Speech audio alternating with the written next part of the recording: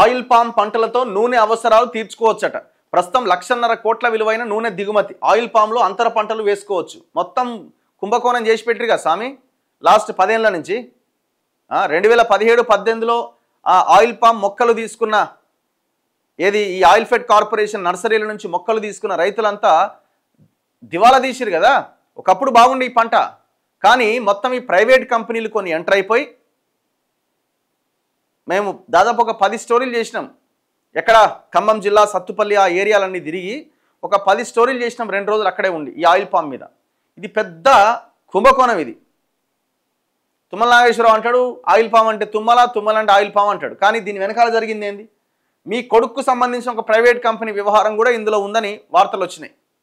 మేము గ్రౌండ్కి వెళ్ళినాం, 2 రోజులు అక్కడే ఉన్నాం ఖమ్మం జిల్లాలో. ఎప్పుడు 4 నెలల కింద. ఈ 2017-18లో ఈ ప్లాంట్లు తీసుకున్న నర్సరీల నుంచి మొక్కలు తీసుకున్న, సబ్సిడీ కింద మొక్కలు తీసుకున్న రైతులు ఎవరైతే ఉన్నారో వాళ్ళు చాలా తీవ్రంగా నష్టపోయారు.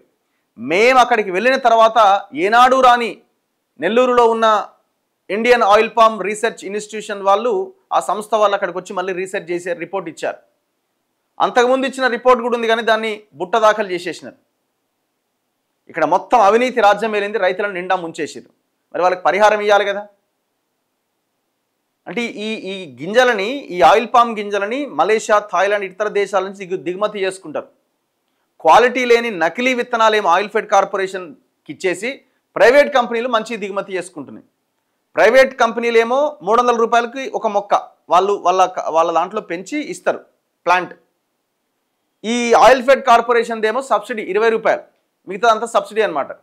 గవర్నమెంట్ భరిస్తుంది, కార్పొరేషన్ భరిస్తుంది. ఈ ఆయిల్ ఫెడ్ కార్పొరేషన్ మూసేయాలంటే ఏం చేయాలి? ఆయిల్ ఫెడ్ కార్పొరేషన్ ద్వారా తీసుకొచ్చిన మొక్కలన్నీ నకిలీ మొక్కలని తేల్చాలి. అందుకే ఈ నకిలీవన్నీ ఇటు పంపించి మంచి అన్ని ఆ కార్పొరేట్ కంపెనీలు తీసుకున్నాయి. 300కి మొక్క తీసుకున్న రైతులేమో మంచిగా బాగుపడ్డారు, మంచి దిగుబడి వస్తున్నది. ఈ 20 రూపాయల సబ్సిడీ కింద తీసుకున్న మొక్కనేమో నాశనం అయిపోయింది. పాపం ఎకరాలు నాశనం అయ్యారు. మేము గ్రౌండ్లో తిరిగినాం. 10 ఎకరాలు వేస్తే 2 ఎకరాలు 3 ఎకరాలు 100 చెట్లు నాశనం అయిపోయినాయి.